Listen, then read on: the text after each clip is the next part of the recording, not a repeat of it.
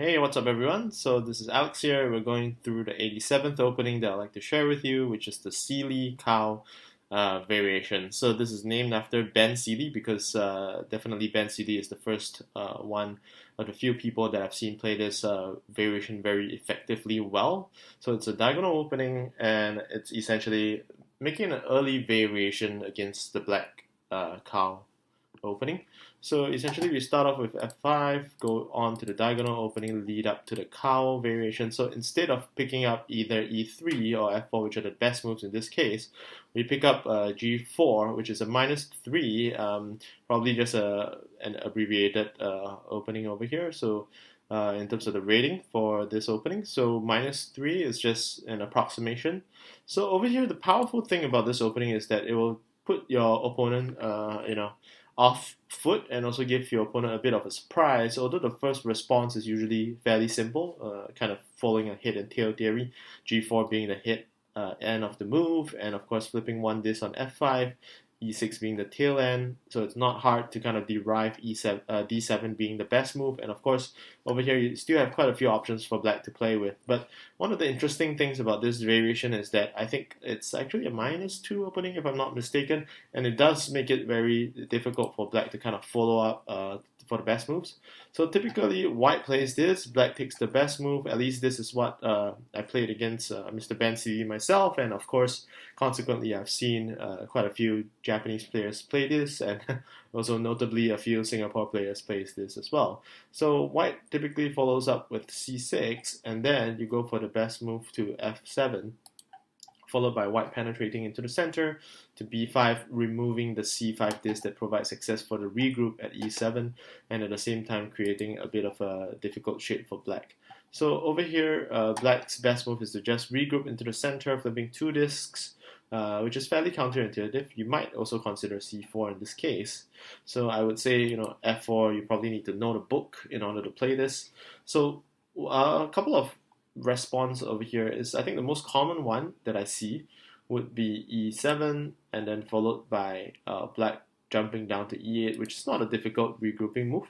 So the interesting move kind of comes here, whereby white plays to g5 and gives you a bit of a dilemma on whether to cover c7 first or g6. So if you were to kind of consider an immediate response to this cutout that white has done to g5, you probably think about g6 to regroup, and of course, in fact, g6 is the best move over here.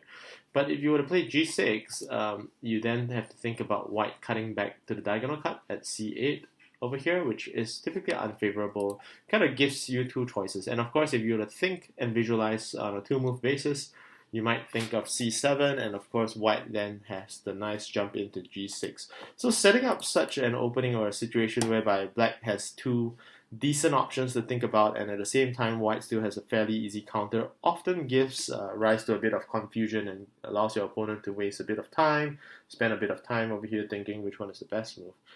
That's assuming that, of course, that your opponent doesn't know the book opening. So over here, if black were to just jump into g6, which is typically what I play, I guess, and white jumps into c8, you then find it a bit challenging for black to play, say, c7 over here. Typically, you don't want to give up that many tempo, because if you play c7, you allow white to kind of jump into d8 or even f8 nicely.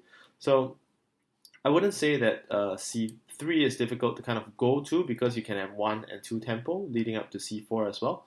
But of course, the typical response over here is to either for white to play d8 or g3. So let's explore d8 first.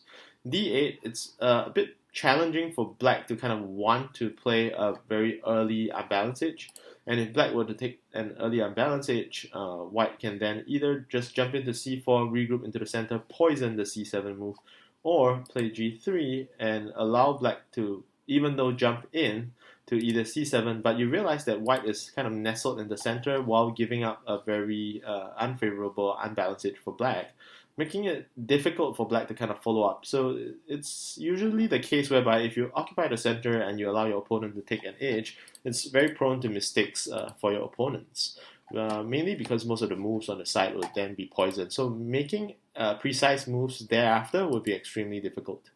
So of course, the other option for white, instead of playing this variation, would be to jump to g3 first. But I think g3 feeding f3, it's still fairly simpler for black to kind of follow up. So I think typically I would see the d8 response first, and of course to kind of dare black to play b8. But if black doesn't play b8 and black thinks that, hey, I'm not going to form that unbalanced edge, I'm just going to regroup, maybe a safe move to c4, this gives white a very simple regrouping balance edge to f8. And over here, I think white pretty much takes back the advantage, or at least levels off the advantage. So it becomes a bit more challenging for black to play. And of course, Ben Seeley, or most edge players, edge play kind of player, they like to establish this kind of balance edge and kind of just chip off your center discs while establishing this stable edge. So there is some truth in terms of the strength of establishing early edges, depending on the shape. But of course, more often than not, it's a bit more challenging. But if you know what you're doing and you know how to cut off the key accesses, it's perfectly fine. So you can just play out the consequent access play, and then you can realize that it's fairly favorable for white. I think it's fairly simple for white to play, but a bit more counterintuitive for black to kind of say, go for this early X square. Another typical response to a move like B3 would just simply be playing to A3. So apparently, A3 is somewhat favorable for white to kind of just jump into the center progressively.